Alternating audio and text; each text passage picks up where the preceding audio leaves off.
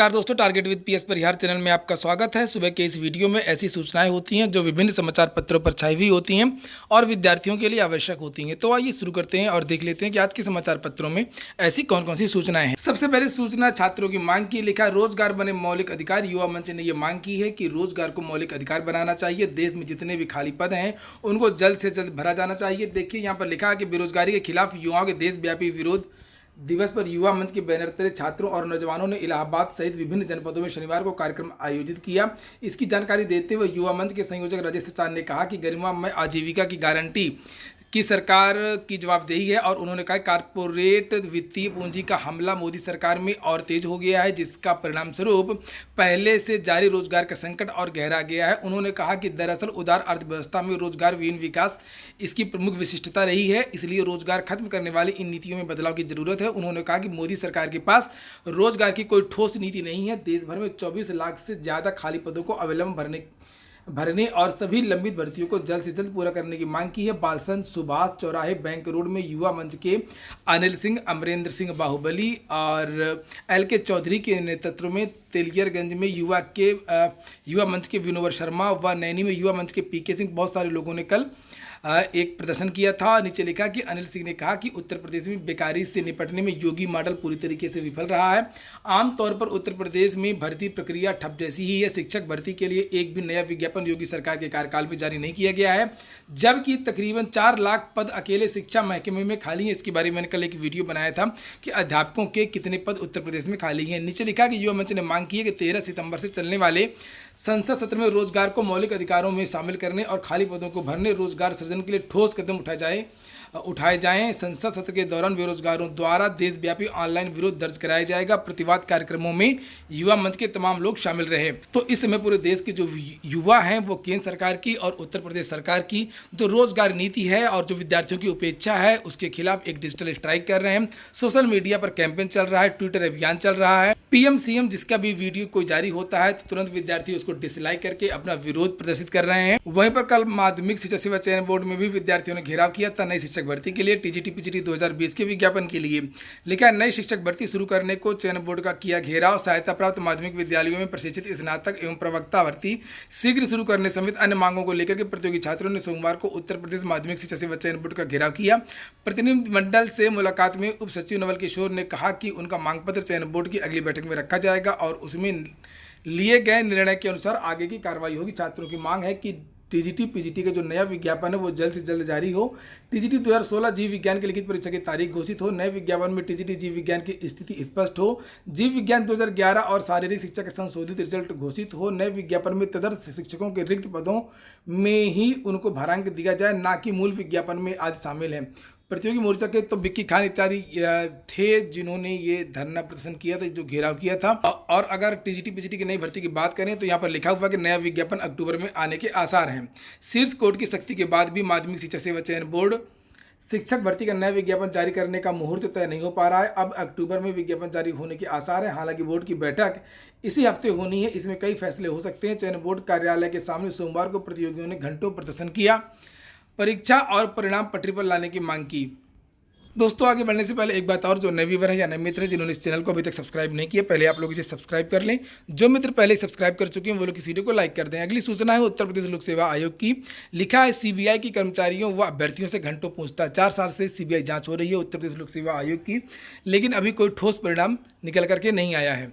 लिखा है 2 माह बाद सीबीआई की टीम अचानक प्रयागराज आ गई। टीम में शामिल 2 डिप्टी एसपी व 1 इंस्पेक्टर सोमवार की सुबह 10 बजे उत्तर प्रदेश लोक सेवा आयोग पहुंचे। वहां अपर निजी सचिव 2010 के 2 अभ्यर्थियों को पूछताछ के लिए बुलाया गया। परीक्षा कराने में शामिल रहे आयोग के कुछ अधिकारियों व कर्मचारियों से पूछताछ का सिलसिला देर शाम तक चलता रहा। कर्मचारियों व अभ्यर्थियों से पूछताछ करने के साथ कंप्यूटर रिकॉर्ड की पड़ताल की गई। साथ ही गोपन विभाग से फाइल मंगा करके उससे जरूरी जानकारी हासिल की। सीबीआई की पूछताछ मानक के विपरीत नंबर बढ़ाना व कंप्यूटर रिकॉर्ड में हुए बदलाव के इर्द गिर्द घूमती रही। इसको लेकर के तरह तरह के प्रश्न दागे गए, जिससे जवाब देने वाले सकते में आ गए। सीबीआई की कार्रवाई मंगलवार को भी जारी रही। गोविंदपुर स्थित कैंप कार्यालय में पूछताछ के लिए 18 18 लोगों को नोटिस जारी की गई है। इसमें आयोग के कुछ कर्मचारियों के अलावा एपीएस 2010 की भर्ती भी शामिल हैं।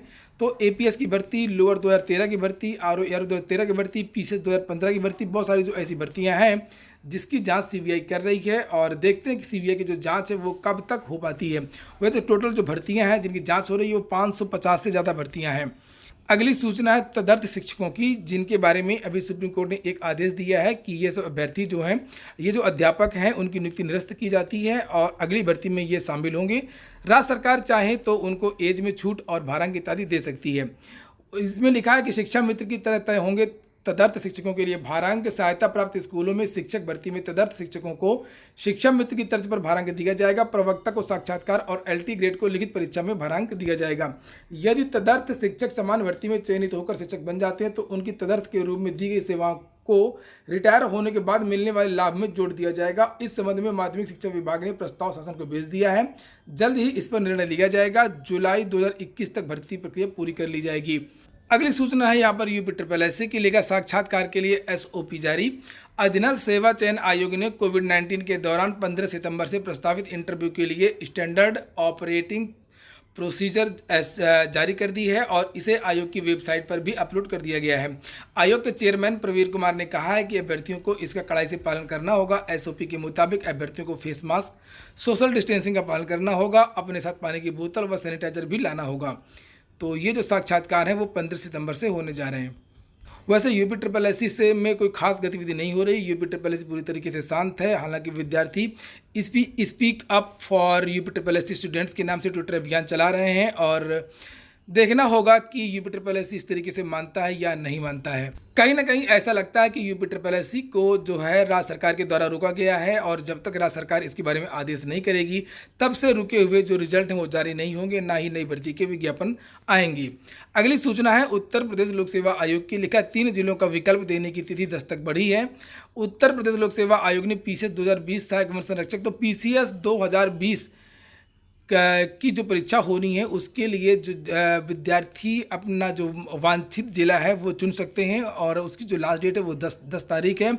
जहां पर आप परीक्षा देना चाहते हैं वहां का विकल्प वेबसाइट पर जाकर के भर सकते हैं। अगली सूचना है इलाहाबाद विश्वविद्यालय की प्रवेश परीक्षा 26 से लेकर सबसे पहले स्नातक की प्रवेश परीक्षा 5 अक्टूबर तक चलेंगी परीक्षाएं। तो इस बार इलाहाबाद विश्वविद्यालय से रिकॉर्ड आवेदन हुए हैं। और एक और सूचना है आज के अखबारों में आप लोग देख सकते हैं, institute of banking personnel selection जिसे IBPS कहते हैं और IBPS के द्वारा ही बैंकों में क्लर्कों की PO इत्यादि की जो भर्तियां होती हैं वो होती हैं।